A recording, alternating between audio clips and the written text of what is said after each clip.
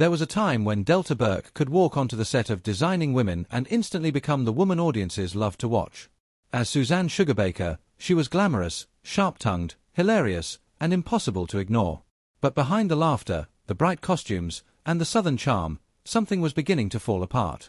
By the time Burke disappeared from the series in 1991, the story being told publicly was that a difficult feud had simply gotten out of control. But decades later, Burke revealed that the reality was far more complicated. She has described the experience as ugly and very sad, and admitted that the pressure surrounding the show, her sudden fame, her weight, and her relationship with the people behind the series pushed her into a place where she simply could not cope. When Designing Women premiered in 1986, almost nobody could have predicted just how important Suzanne Sugarbaker would become to Delta Burke's career. The sitcom centered on 4 women working at an Atlanta interior design firm, but Suzanne quickly became one of its most recognizable personalities. She was confident, extravagant, brutally honest, and seemingly fearless. To millions of viewers, she looked like someone who could never be broken. But television fame can create a strange illusion. The audience sees the character. They see the jokes, the perfect timing, the glamorous wardrobe. They rarely see what happens when the cameras stop rolling. And Burke has since made it clear that the pressure was becoming very real. She later recalled that she initially loved the show and loved playing Suzanne, but as the series became more successful, things changed. Fame itself became difficult for her to handle, while conflicts with creator Linda Bloodworth-Thomason and producer Harry Thomason became increasingly public. Burke eventually said that she wanted to leave the show but felt she was not allowed to leave.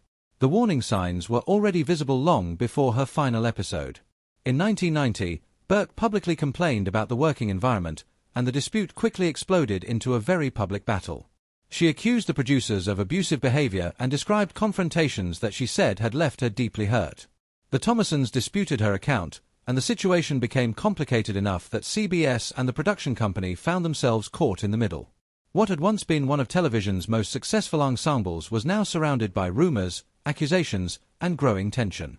Then there was the issue that made everything even more painful: Burke's weight. The actress had become a target of intense media attention, and she later described how deeply the criticism affected her. What viewers saw as jokes, headlines, or commentary about her appearance could become something much darker for the woman living through it. According to Burke's later recollections, the pressure surrounding her body and her struggles with fame contributed to a personal unraveling that went far beyond an ordinary workplace disagreement. By 1991, the conflict had reached a breaking point. Burke was dropped from the series, and the behind-the-scenes battle became part of the entertainment news cycle. Contemporary reporting described months of feuding between Burke and the show's producers, while another report revealed just how tense the production had become, with cast members caught between opposing sides. But here's where the story becomes even more uncomfortable. Burke didn't simply lose a television role. She was losing a character she genuinely loved, at the exact moment when the character had become inseparable from her public identity. And when the new season began without Suzanne Sugarbaker, the show didn't quietly move on. Instead, the absence became part of the story itself, with the series introducing a new explanation for Suzanne's disappearance while the real-world feud was still fresh in everyone's minds. For years, audiences were left to choose which version of the story they believed. Was Delta Burke impossible to work with? Were the producers pushing her too far? Was her weight at the center of the conflict? Or had something much more complicated happened between people who had once worked closely together? Decades later, Burke finally began opening that door again. And what she revealed wasn't a simple story about one actress being fired from one sitcom. It was a story of a woman who became famous almost overnight, found herself trapped inside expectations she couldn't control, and watched a workplace she once loved turn into something she could barely survive. And the most revealing part of her story wasn't actually what happened when she left. It was what had been happening to her long before the cameras stopped rolling. What happened behind the scenes of Designing Women did not begin with one explosive argument. It built slowly, almost invisibly, while the show itself was becoming a television phenomenon. Delta Burke had entered the series as Suzanne Sugarbaker, a character who was supposed to be beautiful, confident, and larger than life. But as the years passed, the boundary between Suzanne and Delta became increasingly difficult to separate. The audience saw a glamorous former beauty queen. The tabloids saw something else entirely, a woman whose changing appearance had suddenly become a national talking point. Burke later recalled that the attention transformed her from a beloved television star into what one former co-star described as the press's favorite target. The irony was painful. Burke had actually helped turn her changing appearance into one of Suzanne's most memorable storylines. The episode "They Shoot Fat Women, Don't They?" confronted the issue directly, drawing on Burke's own experience with weight gain and the pressure surrounding it. The episode earned her an Emmy nomination, but the success could not erase what was happening away from the cameras. Instead, the attention surrounding her body seemed to become another source of pressure, particularly as the media continued discussing her appearance with relentless intensity. And then came the working conditions. Burke complained publicly about the exhausting production schedule, later describing days that could begin around 11 in the morning and continue until the early hours of the next morning. Her husband, actor Gerald McRaney, became increasingly protective as he watched the pressure affecting her. The Thomasons, however, disputed Burke's account and accused her of being difficult on the set, including allegations about lateness and disruptions to production. Suddenly, a disagreement over working conditions had become something much larger. By August 1990, the private tension had become an unmistakable public war. Burke issued a lengthy response through her publicist, accusing the producers of abusive and insulting behavior. The Thomasons responded just as forcefully, defending themselves and disputing her allegations. Newspapers began documenting every new accusation, every statement, and every response. What should have remained a workplace conflict was now playing out in front of millions of people. Burke's version contained details that made the dispute especially disturbing. She claimed that Harry Thomason had once confronted the cast in his office, shouting at them and throwing things, and that when she attempted to leave, he physically blocked the doorway. She also alleged that Bloodworth Thomason had repeatedly criticized her and made her feel that neither she nor the other cast members were essential to the show's success. The Thomasons strongly disputed her characterization of events. At the time, there was no simple way for the public to determine where every accusation ended and every counter-accusation began. But the weight issue remained at the center of everything. Burke claimed she had been criticized about her weight from the beginning and said she had even been threatened with dismissal during the second season. The producers argued that her appearance mattered because Suzanne was written as a former beauty queen. What made the situation even more complicated was that Burke's weight had become part of the show's storytelling, meaning something deeply personal had simultaneously become material for entertainment. Then the situation reached a point where Burke was no longer simply defending herself. She was fighting for control over her career.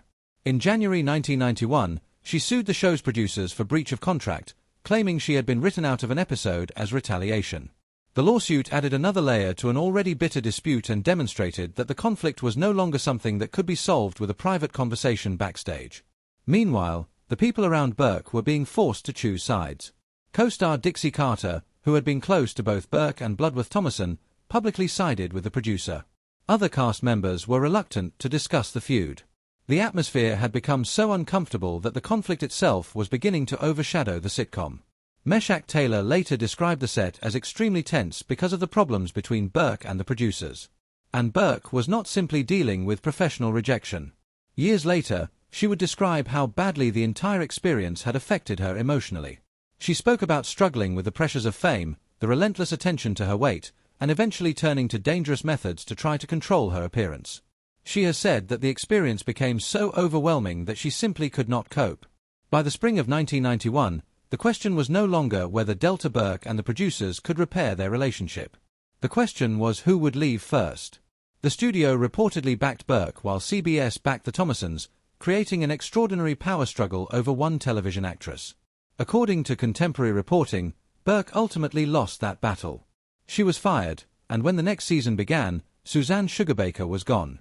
But what happened immediately after her firing revealed just how complicated the situation had become. Burke had lost the role that made her famous, yet she was about to receive something she had desperately wanted, a show of her own. To some people, that made the entire feud look almost like a career victory. But behind the headlines and the new contract was a woman who had just walked away from one of the biggest successes of her life under circumstances she would later describe as deeply painful. And there was still one question nobody could answer. If Delta Burke had really been the problem, why would the story eventually bring her back into the world of designing women itself? The firing should have been the end of the story. Delta Burke was gone, Suzanne Sugarbaker was gone, and Designing Women moved forward without the actress who had become its breakout star.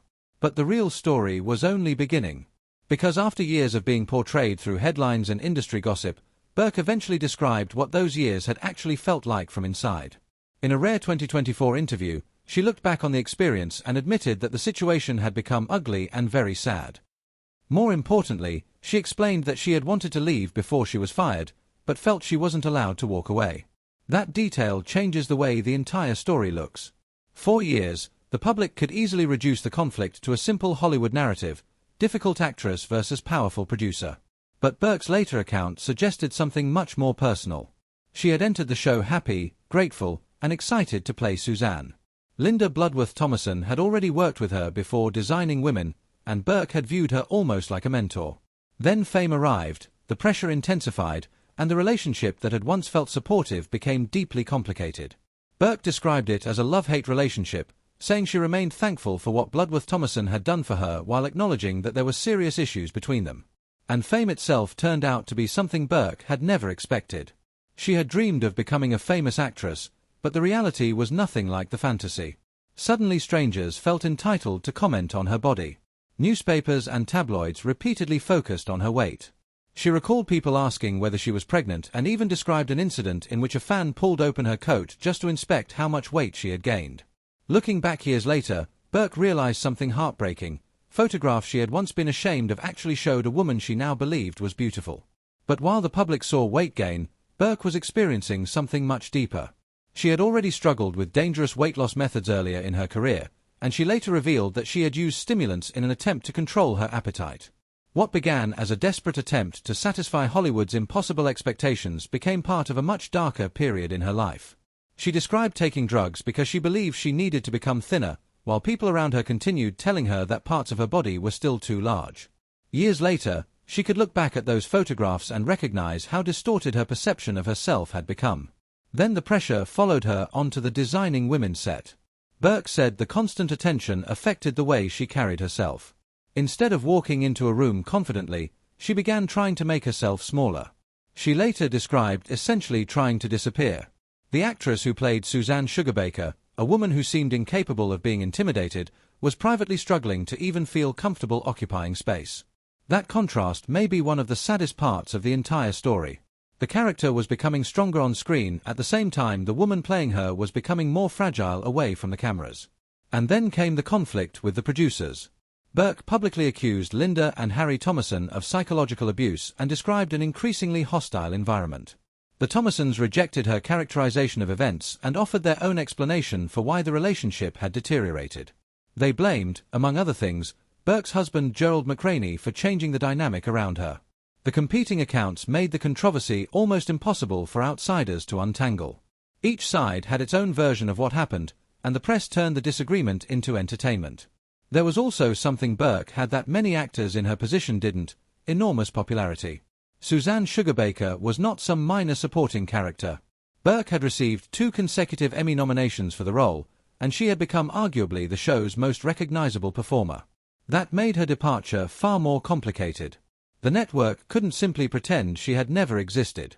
But the production couldn't continue as though nothing had happened either. So the writers had to find a way to remove Suzanne from the world of the show. The solution was almost surreal. Suzanne would leave Atlanta and move to Japan to live with her mother. Her share of the design firm would eventually be taken over by her cousin Allison, played by Julia Duffy.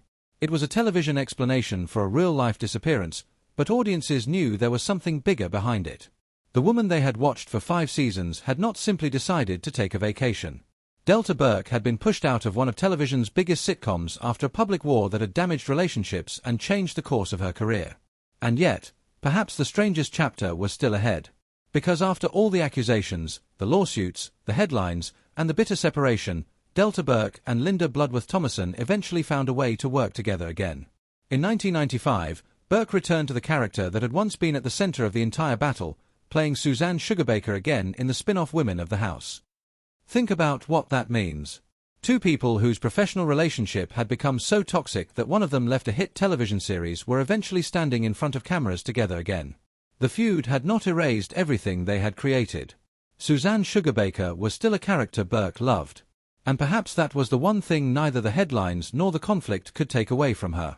But the reconciliation did not erase the damage. The experience had changed how Burke viewed Hollywood itself.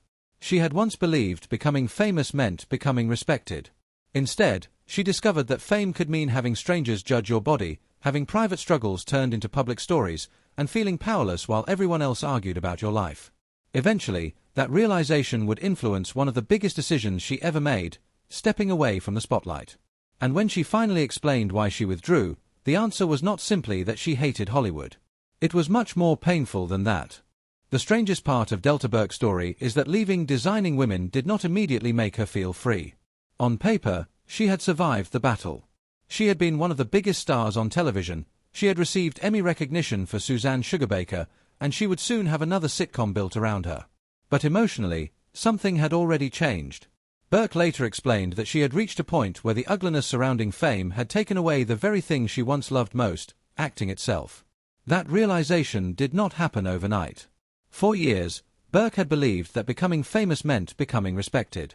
She had worked toward that dream since she was young. She had competed in pageants, built an acting career, and finally found the role that made audiences remember her. But once fame arrived, she discovered an entirely different reality. Her appearance became public property. Her weight became a recurring subject of headlines. And every change in her body seemed to produce another opinion from someone who had never met her. Burke later described herself as emotionally fragile during that period. She said she tried to defend herself against what she considered lies and ugliness, but eventually realized she was not going to win the battle. She was an actress. She did not control the newspapers, the tabloids, or the stories being repeated about her. At one point, she said, her body language changed completely on set. Instead of standing tall and confident, she began hunching over and trying to disappear. That sentence says more about what happened than almost any headline from the 1990s ever could. Suzanne Sugarbaker was supposed to be fearless. She could insult someone without blinking, walk into a room as if she owned it, and turn an argument into a punchline. But Delta Burke was experiencing the opposite. The woman behind Suzanne was shrinking emotionally while her television character remained larger than life. And then came the aftermath of her departure. Burke received her own sitcom, Delta, which premiered in 1992. It gave her another opportunity to headline a series, but it could not recreate the cultural impact of Designing Women. The show lasted only one season. For someone who had just left one of television's biggest sitcoms, that must have been a painful reminder that Hollywood could replace almost anyone. The industry that had once celebrated her could move on quickly. But Burke did not simply disappear. She continued working in television and film, including Women of the House, Any Day Now, and What Women Want. Yet something inside her had changed permanently. Then came an unexpected twist. In 1995, Delta Burke returned as Suzanne Sugarbaker in Women of the House, a spin-off created by Linda Bloodworth-Thomason. The same creator with whom Burke had experienced such a bitter professional conflict was now once again connected to her career. Somehow, after everything that had happened, the two had managed to reconcile enough for Burke to return to the character. To outsiders, the reunion might have looked like proof that the entire feud had simply been exaggerated by Hollywood publicity. But Burke's later comments suggest something more complicated. Reconciliation did not mean the past had never happened. It meant that two people could survive something deeply painful and still acknowledge the value of what they had created together. Suzanne Sugarbaker was still worth returning to. But Delta Burke was no longer willing to sacrifice herself for the role. That distinction became increasingly important as the years passed. Burke continued accepting selected acting opportunities, but she gradually stepped farther away from the entertainment industry. Her husband, actor Gerald McRaney, would later explain that she still loved the actual process of acting. What she had grown tired of was everything surrounding it: the scrutiny, the headlines, the gossip, and the invasion of privacy. And perhaps the most heartbreaking part was that Burke did not walk away because she had stopped being talented. She walked away because the environment surrounding her talent had become unbearable. Years later, she could look back at photographs from the period when she had been desperately trying to lose weight and see them differently. Instead of seeing the flaws she had been trained to obsess over, she saw a beautiful woman. She even described her younger self as a goddess. That realization came far too late to undo the damage, but it gave her something she had been missing for years: perspective. And then there was Gerald McRaney. Burke has credited her husband with being one of the most important sources of stability during the darkest periods of her life. She explained that he loved her for herself rather than judging her appearance. Their relationship began during the same era in which Burke was struggling with fame, body image, and the pressures of Hollywood. Looking back, she said that whatever painful things happened during that period were worth enduring because she met him. That may be why the story of Delta Burke is not really a story about a failed television career. It is a story about someone who achieved the dream she thought would make her happy, only to discover that the dream came with a price she had never been prepared to pay. She became famous. She became successful. She became an Emmy-nominated television star. And then she discovered that being famous did not necessarily mean being happy. The public saw a glamorous actress leaving one of the most successful sitcoms of the era. Behind that image was a woman who had spent years trying to protect herself from a machine she felt she could not control. Eventually, she chose something Hollywood could never give her: distance. But there was still one final question. After everything that happened, after the accusations and the public humiliation, after losing the role that had made her a household name, and after spending decades mostly away from the spotlight, why did Delta Burke finally decide to speak about it again? The answer would reveal what she believes was the real damage caused by designing women, and why, despite everything, she still refuses to regret becoming Suzanne Sugarbaker. For decades, Delta Burke allowed the story of designing women to remain mostly in the past. She continued acting occasionally, but the interviews became rare, the public appearances became fewer, and eventually she stepped almost completely away from Hollywood. Then, in 2024, she finally opened the door again. Speaking with Chelsea Devantes on the Glamorous Trash podcast, Burke revisited the years that had changed her life and described her departure from designing women as something that had become ugly and very sad.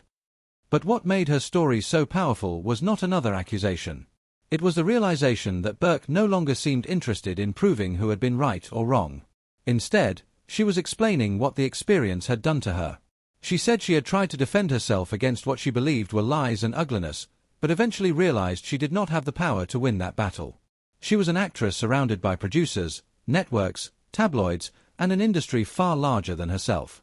And when the pressure became unbearable, she said her body language changed. She began hunching over. She tried to disappear.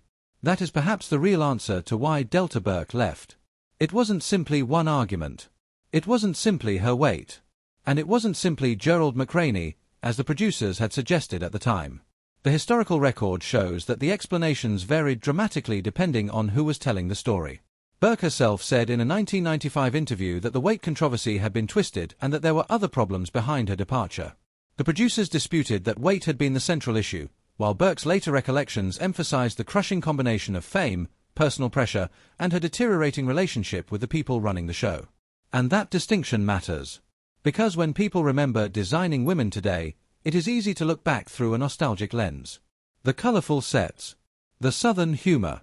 The unforgettable characters. Suzanne Sugarbaker delivering a devastating one-liner. It all feels warm and harmless now. But for Burke, the same period contained some of the most painful experiences of her life. The woman audiences thought they knew was fighting battles they could not see. She had spent years being told that her appearance mattered. Long before designing women, Burke had struggled with the pressure to remain thin enough for Hollywood.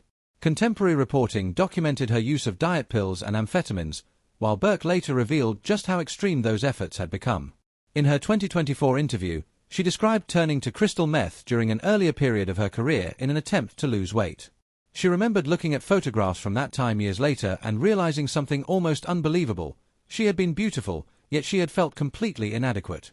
That realization may have taken decades. And perhaps that's why her story hits differently today. The standards that once seemed normal in Hollywood now look horrifying when viewed from a distance. A woman could become a television star, receive Emmy nominations, and still be treated as though her body were a professional problem that everyone had the right to discuss. Burke later described how the relentless attention made her question herself. The tabloids didn't see Suzanne Sugarbaker as a complex human being. They saw a headline. And once that machine starts, it becomes almost impossible to stop. Burke eventually learned that the only way she could protect herself was to step away from it.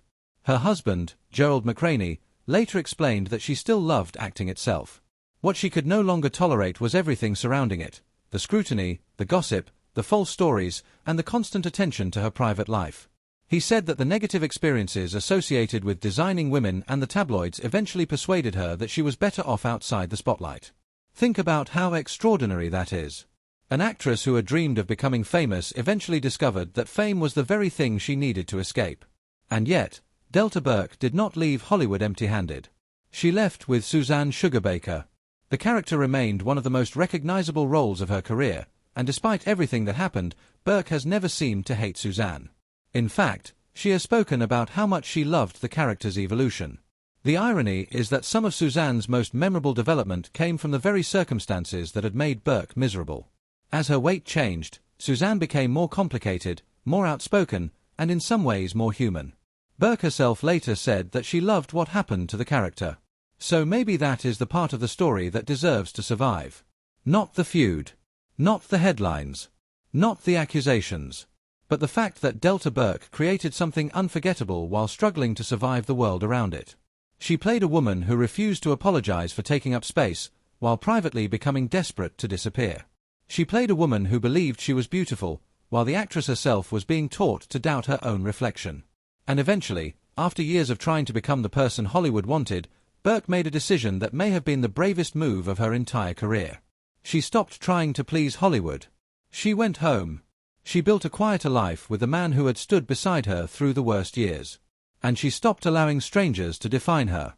Today, when Burke looks back at those years, the story is no longer about whether she won or lost the battle with designing women.